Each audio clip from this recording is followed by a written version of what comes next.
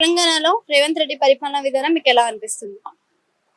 ఇప్పుడైతే ఏమంత మామూలుగా ఉంది. ఎందుకని అలా అంటున్నారు? ఏ పథకాలని చెప్పాడు, ఏ పథకం సరిగ్గా లేదు. అన్నీ అట్లే పెండింగ్ లో ఉంటున్నాయి. అంటే గతంలో ఉన్న ప్రభుత్వంతో కంపేర్ చేస్తే గతంలో ప్రభుత్వానికి మనకు ఉచిత పథకాలు కానీ అసలు పథకాలే లేవు కదండి మరి. గతంలో చేసిన అన్ని పథకాలు మంచిగానే అమలు చేశారు. డెవలప్మెంట్ కూడా బాగుంది. ఇప్పుడు డెవలప్మెంట్ లేదు. అంటే గతం ప్రభుత్వం మొత్తం అవకతవకలు చేశారు, అప్పులు చేశారు, డబ్బులన్నీ తీసుకెళ్లిపోయారు. అందుకనే నాకు ఇక్కడ ఇంట్రెస్ట్ కట్టుకోవడానికి సరిపోతుంది అని అంటున్నాడు కదా మరి. ఇంట్రెస్ట్ వాళ్ళకి ఇచ్చేస్తే అయిపోతుంది కదండి. ఆ గవర్నమెంట్ కి ఇచ్చేస్తే గత ఉన్న వాళ్ళకు వాళ్ళకి ఇచ్చేస్తే అయిపోతుంది.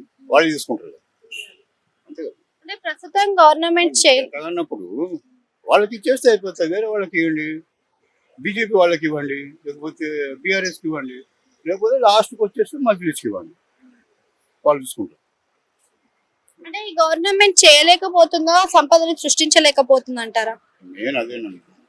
వీళ్ళు ఏం చేస్తున్నారంటే అప్పులు చేస్తున్నారు, అక్కడిక్కడ ఖర్చు పెడుతున్నారు. ఎవరు చిన్న వాళ్ళకి ఎవరికి ఇవ్వట్లేదు, పెద్ద వాళ్ళకి దోషి పెడుతున్నారు. అంతే.